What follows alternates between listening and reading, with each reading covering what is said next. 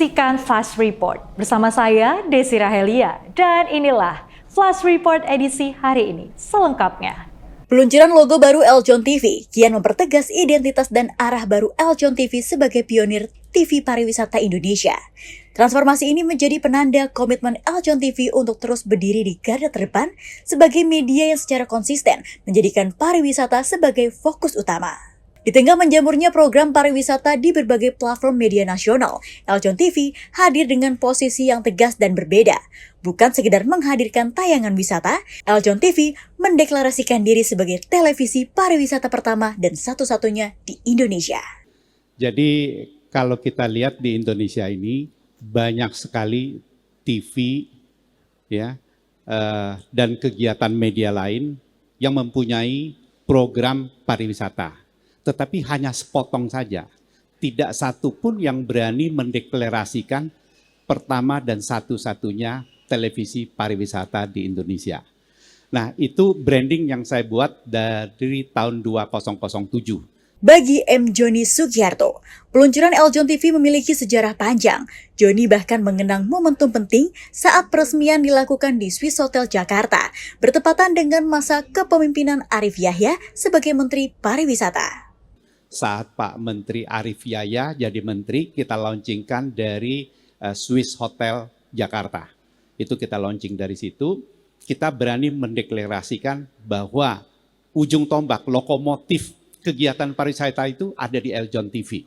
Komitmen ini bukan sekedar jargon, melainkan konsisten jangka panjang dalam menjadikan media sebagai penggerak ekosistem pariwisata nasional. Dengan wajah dan identitas baru ini, Eljon TV juga mengambil peran lebih besar dalam membangun narasi, arah, dan masa depan pariwisata Indonesia baik di tingkat nasional maupun global. Tim Liputan Eljon Media melaporkan. Komisi 11 DPR RI resmi menyetujui keponakan Presiden Prabowo, Thomas Djiwandono, sebagai Deputi Gubernur Bank Indonesia. Persetujuan diberikan dalam rapat paripurna DPR RI pada 27 Januari 2026. Ketua Komisi 11 DPR RI, Misbakun, menyebut Thomas dinilai sebagai figur yang dapat diterima seluruh fraksi. Selain itu, gagasan kebijakan ekonomi yang lincah dan adaptif dianggap relevan dengan kondisi perekonomian nasional saat ini. Usai disahkan, Thomas menegaskan pentingnya menjaga keseimbangan 3 pilar utama pembangunan nasional, yakni pertumbuhan ekonomi, pemerataan pembangunan, dan stabilitas nasional. Di sini saya ingin sampaikan sekali lagi komitmen saya untuk menjaga independensi Bank Sentral dan juga seperti saya katakan kemarin di proses fit and proper menyelaraskan kebijakan fiskal dan moneter. Saya juga berterima kasih kepada teman-teman media yang selama ini mengikuti berita ini. Saya terima kasih untuk berita-berita yang objektif, yang terukur, dan karena itu penting juga supaya masyarakat tahu cerita sebenarnya selama ini.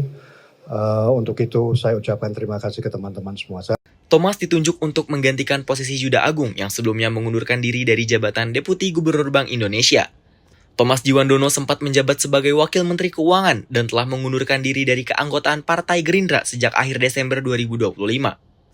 Diharapkan, penunjukan Thomas sebagai Deputi Gubernur Bank Indonesia mampu memperkuat sinergi kebijakan fiskal dan moneter, serta menjaga kredibilitas Bank Indonesia dalam menghadapi tantangan ekonomi global ke depan.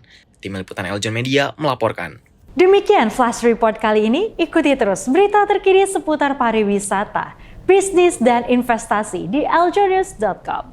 Jangan lupa follow Instagram @eljonnews. Saya Desi Rahelia, sampai jumpa.